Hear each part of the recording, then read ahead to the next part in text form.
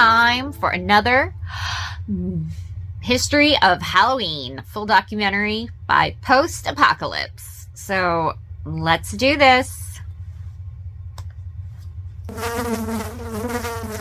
Bought by Films. Halloween, a night when the boundary between the living and the dead grows thin, and the ordinary world transforms into a realm of shadows. Really? Costumed figures roam the streets, but behind these playful disguises lies a deeper, darker tale, a story rooted in ancient rites and restless spirits. Long before it became a night of candy and mischief, Halloween was born from the fires of Samhain, the Celtic festival where the veil to the other world was at its most fragile. A time when spirits walked among us and offerings were left to keep them at bay. This was only the beginning. Roman gods, Christian saints, and medieval superstitions all left their mark, turning Halloween into a patchwork of beliefs, a holiday of evolving fears. We'll unravel how these traditions survived, I'm uncomfortable. adapted, and morphed. It's a ritual that echoes with the whispers of the past. Prepare to explore the haunted history of Halloween, where the old world and new meet under the same moonlit sky.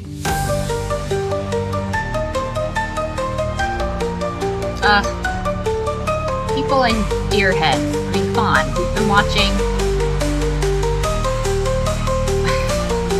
I'm doing Alan Wake 2, so every time I see people in, like, deer heads, I immediately go back to the cult of the deer.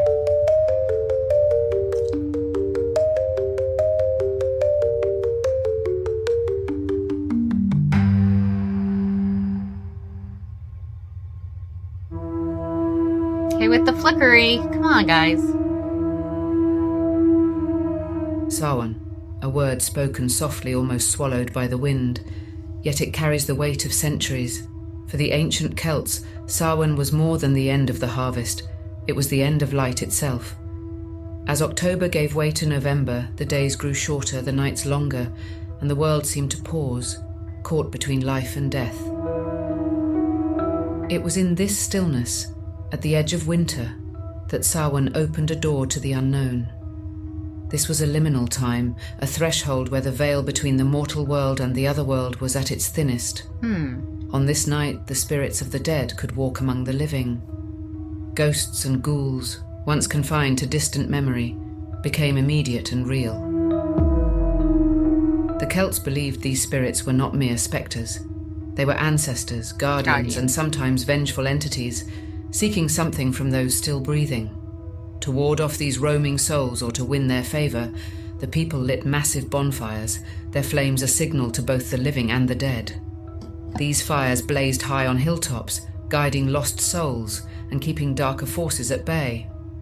But the bonfires were not the only defence. Costumes and masks were donned, animal skins and grotesque visages, to confuse any malevolent spirits that might be prowling the darkness. Disguised as beasts and beings from the other world, the living moved through the night unnoticed by those who sought to harm them. And on doorsteps and windowsills, offerings were left. Food and drink to placate the wandering dead. Better to feed them than to feel their wrath. Central to Samhain's rituals were the Aossi, the spirits and fairies of Celtic lore. Far from the whimsical beings of later fairy tales, the Aossi were powerful and often dangerous. They were seen as the guardians of the other world, keepers of ancient knowledge, but also tempters and tricksters who could lead humans astray. On this night, more than any other, the Aossi required respect. Gifts were left to appease them, and warnings were whispered to children to stay close, lest they be spirited away. The druidic priests, the learned class of the Celts, played their part in these dark celebrations. They gathered by the firelight, casting their eyes into the flames, searching for signs from the gods. They read the future in the flickering light and curling smoke, performing sacred rites to divine the fortunes of their tribes. For them, Samhain was not just a festival. It was a time of prophecy, a moment to peer into the year ahead. Would there be abundance, or would there be suffering? The answers lay in the embers. It's just Samhain starting. was also a night for stories. dark tales told by the fireside of spirits that could slip through the veil. Of the dead returning not as benevolent visitors, but as twisted, vengeful beings seeking to drag the living back with them. Of monsters. So wait, that's where campfire horror stories started. It's a Celtic tradition. That's it. Really? That's crazy. It's just starting to get cold enough here for us to use our fire pit. I keep promising to put up pictures of the transformation of our backyard. Oh, I need to do that for you guys. But wow, that blows my mind. Campfire scary stories goes all the way back to Celtic tradition. How crazy is that? Monsters and creatures that roamed the woods and hills, stalking the unfortunate or the unwary. For the Celts, the other world was not some distant, dreamy place. That's wild. It was a shadowed mirror of our own, filled with danger, deceit, and perhaps a hint of doom. With the fire crackling and shadows dancing on stone walls, the people of the Celtic lands would keep their vigil. A night to honor the dead, to commune with spirits, and to protect against the unseen forces that might break through. Samhain would mark the end of one cycle and the beginning of another, a doorway to both the past and the future, one that even today in the modern world remains ever so slightly ajar. But the story of Samhain did not remain purely Celtic for long. The Romans arrived with their legions and their laws, and like all conquerors, they brought their gods and customs, folding the old beliefs into their own. The Romans were skilled at this, taking what was already sacred and giving it a new face. And so the firelit nights of Samhain found themselves entwined with Roman rituals that also paid homage to the cycles of life and death. Pomona was one such goddess, an ancient deity of orchards and fruitful abundance. In her honor, the Romans celebrated the harvest, but they also embraced the eerie change that autumn brought, where ripe fruit might suddenly drop and decay, reminding all of the thin line between life and death. Under Roman influence, the apple, a symbol of Pomona's power, began to slip into the Samhain rites. It was said that if you caught one with your teeth, you might catch a glimpse of your future, a lover, a fate, a fortune yet to unfold. A harmless game today, but then it was a serious divination. The boundary between the worlds was still thin, and the apple was more than a fruit. It was a portal. And there was Feralia, a day set aside by the Romans to honor the restless spirits of the dead. Here too were customs that mirrored Samhain's darker tones, offerings left for the souls who wandered the earth, prayers whispered to ease their journey. As the two cultures intertwined, the boundaries between their traditions blurred. Roman settlers, with their fear of forgotten souls, found a strange kinship with the Celtic reverence for the dead who might return. What emerged was a woven celebration of both the harvest and the haunting, a festival of ripening life and encroaching death.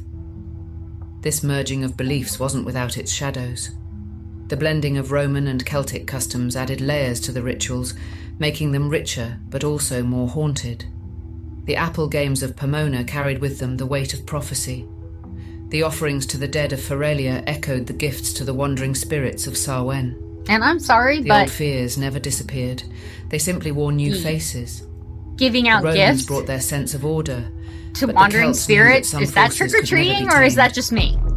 So Samhain, now tinged with Roman myth and ritual, continued to evolve, retaining its eerie overtones, its whispers to the dead, and its glances into the other world. It became a celebration of many masks, a union of harvest of spirits of gods both new and old, a night that grew ever more potent, a gathering of traditions that spoke not just to the living, but to those who walked just beyond the light. Now the stage was set for these blended beliefs to take yet another turn, to bend to new masters and survive in ways both familiar and strange. Bizarre. The Christian impact. When the Christian church set its sights on the British Isles, it saw not only a land of tribes and kings, but also a realm rich with ancient customs, a place where the old gods still walked. The church knew that to conquer the spirit of a people, one must also conquer their festivals. And so began the Christianization of Samhain. The church, ever shrewd, sought not to erase Samhain but to subsume it. In the 7th century, Pope Boniface IV introduced All Saints' Day, a feast to honour the holy martyrs and saints. Originally celebrated in May, it was later moved to November 1st, a date that aligned with Samhain. A calculated move to redirect the devotion of the people, from spirits and fairies to saints and the blessed dead. But it did not end there. To follow All Saints' Day, the Church added All Souls' Day on November 2nd, a day to pray for the souls still trapped in purgatory, wandering between this life and the next. In doing so, they transformed a pagan night of thin veils into a Christian observance of the afterlife. Yet the night before these holy days remained untamed, All Hallows' Eve. The Church's intent was clear, to sanctify a time of year thick with pagan ritual. But old beliefs have a way of surviving beneath the cloak of new faith. All Hallows' Eve, later shortened to Halloween, became a strange hybrid, a night that retained its ancient roots. Bonfires still flickered on hillsides, candles still burned to guide the lost souls home. And children still roamed the night in disguise, now cloaked as saints or devils rather than spirits or fairies. It was a night of dualities, where reverence for the holy dead brushed shoulders with the lingering dread of what else might be wandering in the dark. Bobbing for owls. For while the saints and martyrs were invoked with solemn prayers, the people knew that the unseen forces of the world did not simply vanish. Witches, demons, and spirits of the wild still lurked, woven into the fabric of these new celebrations. The Church's holy days had not erased the fear. They had only given it new shapes and names. In medieval Europe, this dual nature flourished. The faithful lit candles in cathedrals for lost souls, while outside, the fires still roared against the black of night, warding off things older and darker than any Christian prayer could name. People spoke of saints, but also whispered of witches. They honoured the blessed dead, but feared the damned, believed in heaven, but kept a wary eye on hell. As the medieval nights grew colder and the fields lay bare, Halloween took on a life of its own, a night that was neither fully sacred nor fully profane. The lines blurred between the living and the dead, between the faithful and the forsaken. This was a time when the traditions of All Hallows' Eve began to merge with the folk customs of the common people, creating something altogether new and strange. One such tradition was souling, a practice that took root in the medieval countryside. On the eve of All Saints and All Souls' Days, the poor would wander from door to door, offering prayers for the souls of the dead in exchange for small cakes known as soul cakes. Each cake consumed represented a soul freed from purgatory, lifted higher toward the heavens. The custom may have had the Church's blessing, but it carried with it echoes of the older ways, the same offerings once left for restless spirits now given a new, more palatable form. In this mingling of food and faith, one can hear the whispers of a past where the dead were fed to keep their peace. From this souling grew another custom, guising. Here children and sometimes adults cloaked in crude costumes and masked faces roamed the night. They would dress as saints, angels, or, for the more mischievous, demons. Disguised from the gaze of spirits, or perhaps mimicking them, they would visit homes, reciting verses or singing songs in exchange for food, ale, or coins. The guise, a simple mask or costume, served both to entertain and to protect, a nod to a belief that in becoming something other than oneself, one might evade the wandering souls or the evil eye. But there were other things to fear on these nights. Creatures that crept through medieval minds and folklore, taking on lives of their own. Dragons. Witches werewolves. thought to convene under the moon's light, casting spells and conjuring spirits, were said to be at the height of their power. The tales warned of their malevolent craft, their ability to summon storms or blight a neighbour's field with a curse. And then there were the ghosts. Souls who had not found rest, who returned to haunt the places of their lives, or worse, to seek vengeance on the living. There were banshees, whose keening cries foretold death, and spectral black dogs that prowled the roads at night, said to be Grims. omens of doom. These beings were not mere stories to frighten children. They were woven into the very fabric of medieval life, both feared and venerated. People left offerings at crossroads for the restless dead or placed iron above their doorways to ward off witches. They carried charms, recited prayers, and drew symbols to keep the evil at bay. The church might offer comfort for the soul, but it could not always protect against what walked in the dark.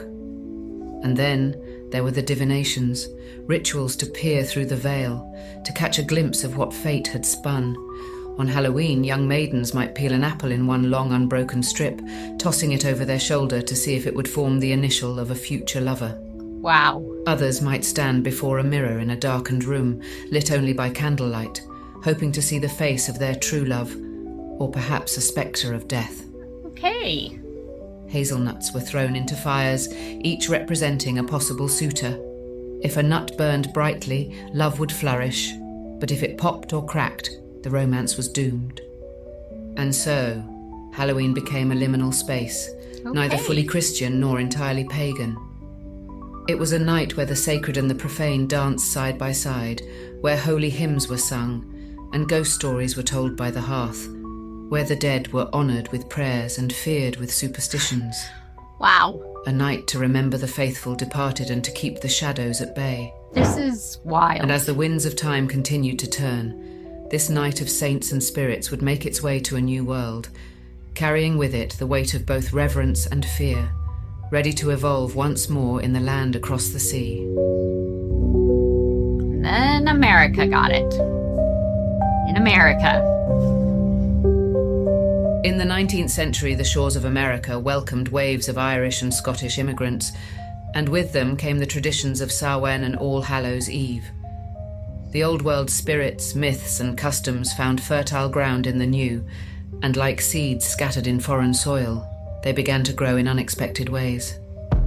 In the bustling streets of New York, Boston, and beyond, the customs of the Celts took root and began to change. What was once a night of solemn remembrance and spiritual reverence started to transform under the glow of a different sky. Halloween in America became less about the souls of the dead and more about the living, a chance for a community to come together, to revel, to play, and sometimes to cause a little mischief. Gone were the medieval fears of vengeful spirits and wandering dead, replaced by a more playful yet still shadowed night.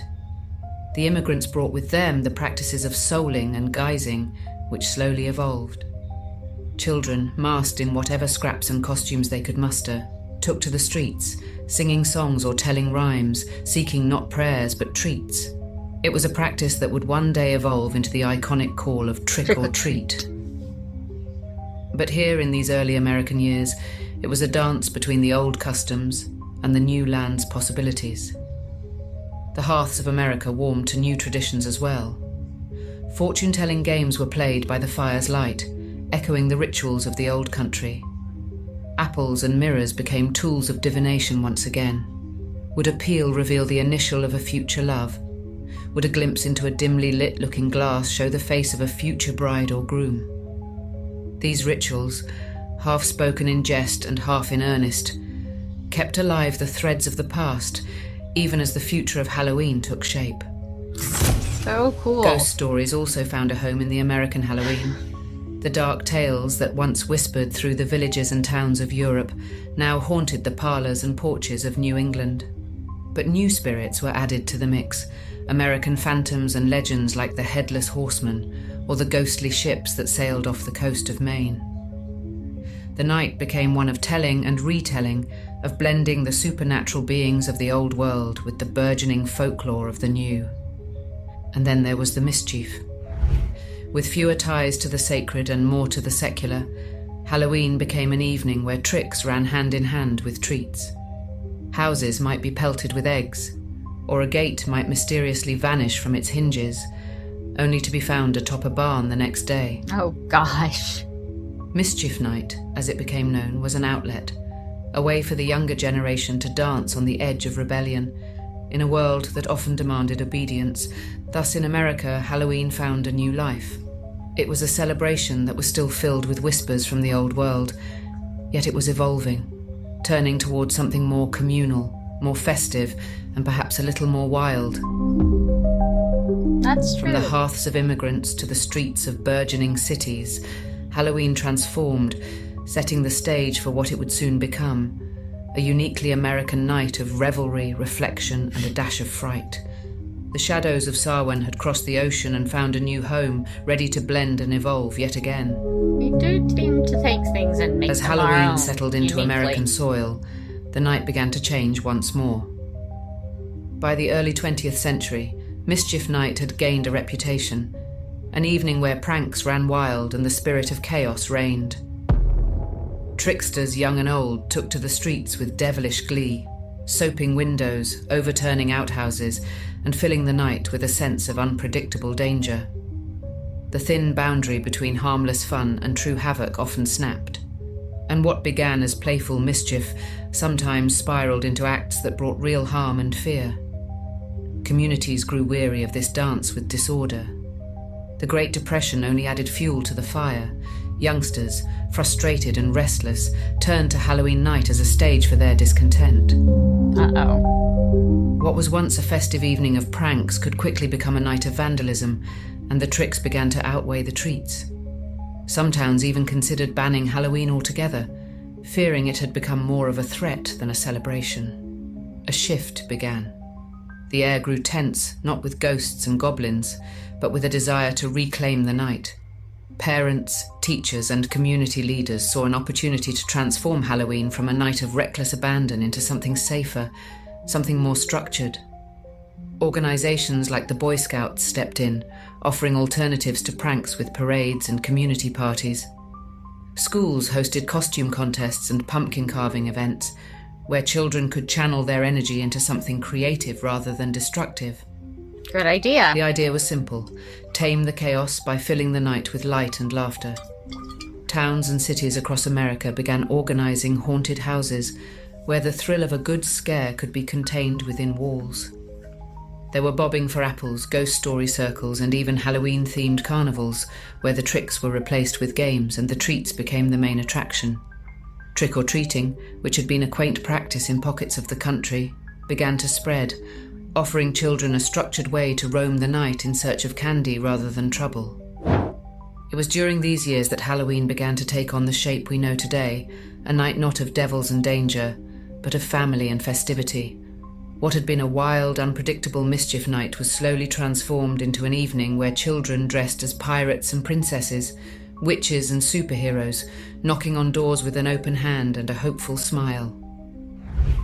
Halloween shed its darker skin once more, emerging as a night of organized joy rather than unrestrained mischief.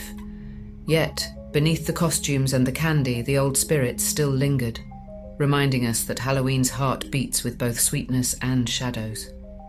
The transformation was nearly complete, setting the stage for Halloween to grow into the beloved, family-friendly celebration that would captivate generations to come. Modern times. With the reins of Halloween pulled tighter and the mischief turned to merriment, a new tradition began to rise from the shadows of the old, one that would redefine the night and become its beating heart. In the 1930s and 1940s, the call of trick or treat began to echo through the streets of America. It was a simple yet ingenious idea, a way to manage the wild pranks of Mischief Night by offering children a sweeter incentive. Rather than risk tricks, households could buy peace with a handful of candy, and so a ritual was born. The phrase trick or treat carried with it a playful threat wrapped in sugar, a choice between a harmless trick or the sweet reward of a treat. Children would don their costumes, transformed into monsters, ghouls and jesters, and move from house to house with bags and buckets, their steps filled with excitement and just a hint of mischief. For a few hours on this autumn night, they ruled the streets. Behind every door was the promise of chocolate, taffy or caramel, a small price to pay to keep the goblins at bay. As America emerged from the darkness of World War II, the nation found itself yearning for community, for connection, and for moments of simple joy. Halloween, now entwined with the tradition of trick-or-treating, became a beacon for the post-war suburban dream. The sprawling new neighborhoods, with their rows of houses and white picket fences, became the perfect backdrop for this new family-centric Halloween. Here, children could roam safely under the watchful eyes of their parents, moving from one porch light to the next, their laughter carrying through the crisp evening air. By the 1950s, Halloween had become a staple of suburban life, a night where children's imaginations could run wild in the safety of their own neighborhoods. But the shift wasn't just about safety or community. The candy industry, ever keen to find new markets, saw an opportunity and seized it. What began as a modest offering of homemade sweets and baked goods soon became an all-out rush for commercially packaged candy.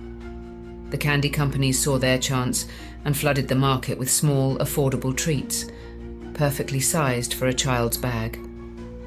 Candy corn, chocolate bars, and bubblegum. These became the new currency of Halloween night. And the industry didn't just ride the wave, it helped build it. With clever marketing campaigns and colourful advertisements, they turned trick-or-treating into an American ritual, one that would see billions of dollars change hands every October. What had once been a night of pranks and whispers had become a commercial powerhouse, a celebration that lit up the stores as much as it did the streets. Halloween had become a night of sweet indulgence, driven by the insatiable demand for candy, where the tricks were softened, and the treats became the true treasure. Thus, the transformation of Halloween was nearly complete. No longer just a night for the bold and the mischievous, it was now a time for families, for fun, and for a taste of something sweet.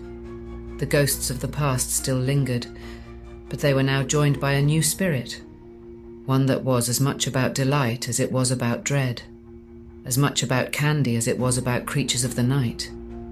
Halloween marched on, ever evolving, ever enchanting, carrying with it both the weight of tradition and the promise of a good scare, or perhaps just another handful of sweets. Sometimes Halloween is dead with for us, trick-or-treaters and the candy bowls emptied, another force began to shape Halloween into what it is today, a force both modern and ancient in its storytelling power, the influence of media. In the flickering shadows of Hollywood's silver screen, Halloween found new life, one that embraced both the thrill of fright and the warmth of fun. By the mid-20th century, Halloween was not just a night for costumes and candy. It had become a night for stories, terrifying, tantalizing, and tinged with the supernatural. Hollywood took notice, crafting tales that drew from the deepest wells of human fear. Films like 1978's Halloween turned suburban streets into hunting grounds, where masked killers lurked just beyond the lamplight. Monsters, don't like horror ghosts, movies. And masked figures stepped out of folklore and into celluloid, becoming icons that would forever be tied to this dark holiday. The holiday itself became a character, something alive, waiting, watching, a night where anything could happen. Television joined the spectral dance as well. From family-friendly fare like It's the Great Pumpkin Charlie Brown to chilling episodes of The Twilight Zone and beyond, TV screens flickered with haunted houses, shadowy cemeteries, and creeping creatures. The flicker of these images across American living rooms transformed Halloween into a shared experience, a ritual not just of costumes and candy, but of gathering to hear a tale, to be scared together, to feel that delicious shiver run down the spine. Nope. And in doing so, they planted seeds in the minds of millions, sowing a culture that grew increasingly entwined with fear and fascination. But this wasn't merely invention. I just know Hollywood and television were tapping into something ancient. The jack-o'-lantern, grinning with a wicked, toothy smile, found its origins in the folklore of old Ireland, where Really? turnips and gourds were hollowed out and carved to ward off spirits like Stingy Jack, a trickster who outwitted the devil but could not find peace in heaven or hell. The carved pumpkin became the face of Halloween in America, its glow both a guide and a warning. And then there were the ghosts, pale, translucent spectres that drifted across screens but had haunted human imaginations for millennia. From medieval beliefs in wandering souls to the Victorian obsession with seances and spirits, the ghost story was always a part of Halloween's DNA. True. But now, Hollywood brought them to life with a flash of special effects and a dash of drama, turning them from simple tales told by the fireside into the stars of the show. Monsters, too, found their place. Vampires, werewolves, mummies. The creatures of European folklore and ancient myth were given new forms, new fears to embody.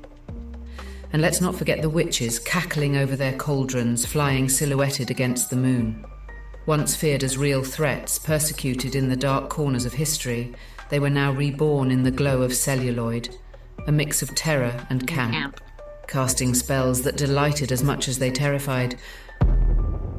Haunted houses, both on screen and in reality, became central to Halloween lore, a place where the lines between the real and unreal blurred, where actors in monster masks and mechanical ghouls gave a safe thrill to those brave enough to enter. Here, the haunted manor on the hill was not just a setting, it became a rite of passage, a way to flirt with danger while knowing you could always step back into the light. Nope. The media took the old bones of Halloween and dressed them in new flesh, creating a holiday that is as much about what scares us as it is about what entertains us. It is a night where ghosts from the past meet the flickering phantoms of modern fears, where the shadows are filled with both the playful and the petrifying. Comment below. Why do you like scary movies? Why? If you like them, explain it to me, because I just don't get it. Halloween in the glow of the screen became a reflection of our deepest fears and our darkest delights, a celebration of the unknown, shaped by those who dared to tell its stories. Halloween, the night when shadows stretch long and the veil between worlds grows thin, has travelled far from its ancient roots. From the fiery rituals of Samhain to the flickering screens of modern-day horror, this night has always been one of transformation, a celebration that has worn many masks, each reflecting the fears and desires of those who gather in its glow. Once it was a time to honour the spirits, to appease the restless dead and seek protection from the unknown. Then it became a night of mischief and revelry, a playful nod to the darkness that surrounds us. And now it has become a cultural juggernaut, fueled by candy, costumes, and the collective thrill of a shared scare. Yet, beneath the layers of consumerism and community, the ancient echoes remain. The flicker of a jack-o'-lantern's flame, the whisper of a ghost story, the thrill of donning a disguise. These are not just remnants of the past, but reminders that Halloween is more than a night of fun and games. It is a time when the boundaries blur, when the old fears resurface, and when the mysteries of the world linger just a little closer. So, as you carve your pumpkins and don your costumes, remember that Halloween is a night with deep roots, a night that has grown and changed with the centuries, but still carries the whispers of its dark, pagan beginnings. It is a time to honour the old traditions, to acknowledge the shadows, and to celebrate the dance between light and dark, life and death, that has always been at the heart of Halloween. The night may be filled with laughter and light, but the shadows still wait, just beyond the reach of the fire. Wow. It's so crazy, guys. It is so crazy that all of those traditions that we have, it is insane. All of those traditions we have go that far back, start all the way there. I mean, bobbing for apples, scary stories around the campfire, all of that stuff goes all the way back there to medieval, to before medieval, before the Romans, back to the Celts. I mean, just wild.